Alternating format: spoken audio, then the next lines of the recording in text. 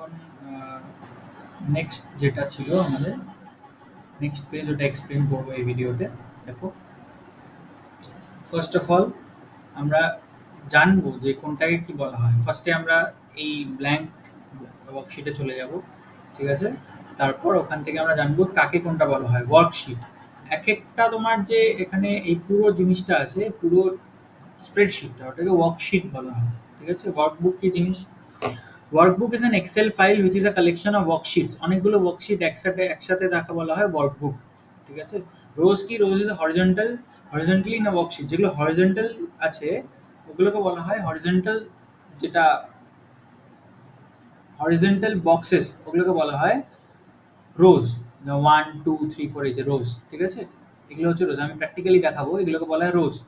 আর columns মানে কি? Column run vertically, এগুলো হচ্ছে কলাম। এই যে এ বি সি ডি, ঠিক আছে? এই যে দেখতে পাচ্ছ এই যে কলামগুলো, এই যে দেখো আমি মার্ক করে দিলাম এ বি সি ডি, এগুলোকে বলা হয় কলাম, ঠিক আছে? সেল অ্যাড্রেস, সেল থাকবে। Cell is the smallest unit of a worksheet. Cell কি? একটা যে কোনো ইউনিট ওকে বলবো সেল, আমি দেখাবো প্র্যাকটিক্যালি।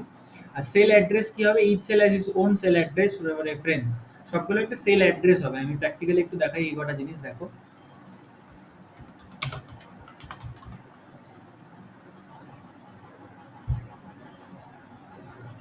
এটা আমরা একটা ওয়ার্কবুক খুলছি, ঠিক আছে? এই যে দেখো এটা একটা ওয়ার্কবুক, ব্ল্যাঙ্ক ওয়ার্কবুক খুললাম, ঠিক আছে? এই যে দেখো 1 2 3 4 দেখতে পাচ্ছ? এই যে 1 2 3 4 কতগুলো আছে? যে 1 2 3 4 5 6 7 8 এগুলো হচ্ছে রো, ঠিক আছে? আর এই যে A B C D E F G H I J এগুলো হচ্ছে কলম, ঠিক আছে? আর আমি যদি একটা এই যে ব্ল্যাঙ্ক স্পেস নিলাম, এগুলো হচ্ছে এক একটা সেল, ঠিক আছে? এগুলো এক একটা সেল। ধরো আমি এখানে একটা আমি নাম লিখে দিচ্ছি কোনো কারণ আমি লিখে দিচ্ছি রোহান, ঠিক আছে? রোহান লিখে দিলাম। তাহলে এটা কোন সেলে সেভ হলো? সেলের একটা নাম হবে, এটা একটা সেল, সেলের নামটা কি? A1। দেখো A1। আমি যদি এই সেলটাকে নিই, এই সেলটার নাম কি হবে? আই। কলামটার আই আর রোটা কি? 4। না, রোটা হচ্ছে 3। দেখো আই আর রো 3। তুমি যে কোনো একটা টিপ করো, ওটাতে ওর সেল অ্যাড্রেসটা প্রিন্ট হয়ে যাবে। দেখো এই যে G13, আমি একটা এই যে 13 এটাতে নিচ্ছি। ধরো O5, না O5, হ্যাঁ এই যে O5, দেখো O5 এসে গেল এখানে। তাহলে তুমি যে কোনো একটা নাও, সবগুলো সেলের এক একটা করে অ্যাড্রেস হবে, ঠিক আছে? আচ্ছা, একটা পড়ি। তারপর দেখো কি আছে। Active cell, active cell is the current selected cell. তুমি যেই সেলটাকে সিলেক্ট করে রাখবে ওই সেলটাকে বলে অ্যাক্টিভ সেল। এখন অ্যাক্টিভ সেল কোনটা? B4। এই যে অ্যাক্টিভ সেলে আছে B4। দেখো অ্যাক্টিভ সেল ইজ B4, আমি এই সেলটা সিলেক্ট করে রেখেছি। আমি এখন ধরো এই সেলটা সিলেক্ট করে রেখেছি। অ্যাক্টিভ সেল কোনটা? H6। H6 হচ্ছে এখন অ্যাক্টিভ সেল, বুঝা গেল?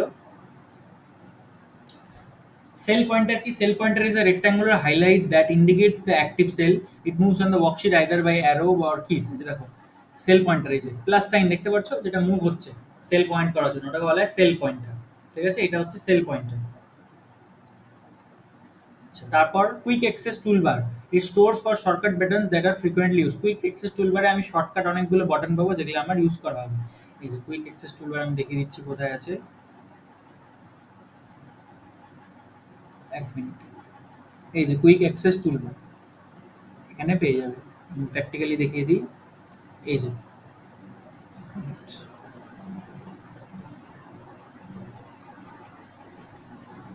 ফাইলসে পেয়ে যাবে।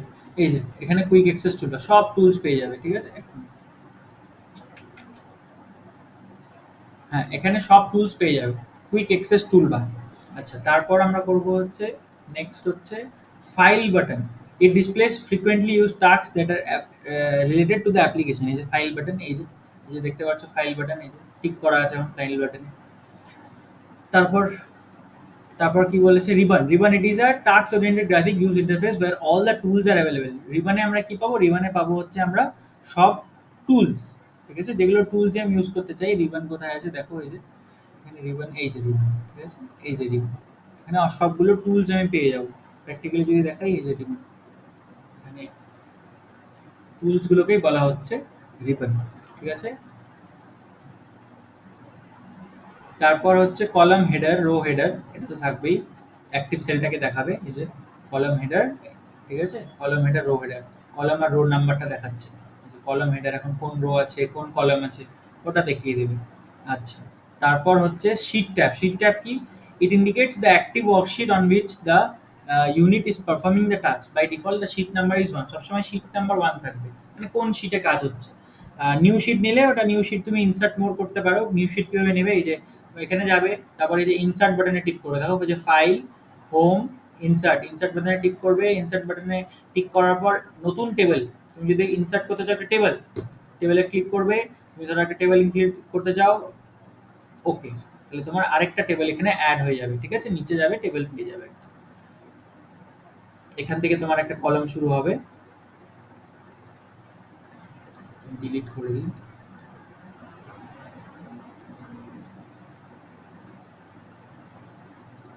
নেক্সট হচ্ছে vertical scroll bar. Vertical scroll bar আর হরিজন্টাল স্ক্রোল বার আছে, দেখো দুটো স্ক্রোল বার পাবে। এই যে এখানে নিচে স্ক্রোল করতে পারবে, আর এখানে সাইডেও ভার্টিক্যালি স্ক্রোল করতে পারবে। এই যে স্ক্রোল হচ্ছে, এটা হচ্ছে হরাইজন্টাল, ভার্টিক্যাল, সরি ভুল বললাম, এটা হচ্ছে ভার্টিক্যাল, এটা ভার্টিক্যাল। দেখো রো 1, রো 2 হচ্ছে, আর এটা হচ্ছে হরাইজন্টাল।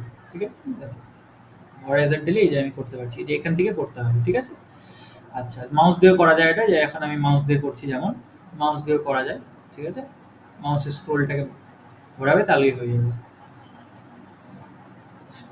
কি কি পারফর্ম করতে পারবো, একটা working with Excel, we can perform different task in Excel. কি কি, creating a new workbook, entering data in the workbook, saving the, এগুলো আমরা করতে পারবো। ঠিক আছে, অনেকগুলো ক্যালকুলেশন করতে পারবো। তো এই পরের ক্লাসে, পরের পেজটাতে আমরা ক্যালকুলেশনগুলোই শিখবো, যে কি কি ক্যালকুলেশন করা যেতে পারে। ঠিক আছে।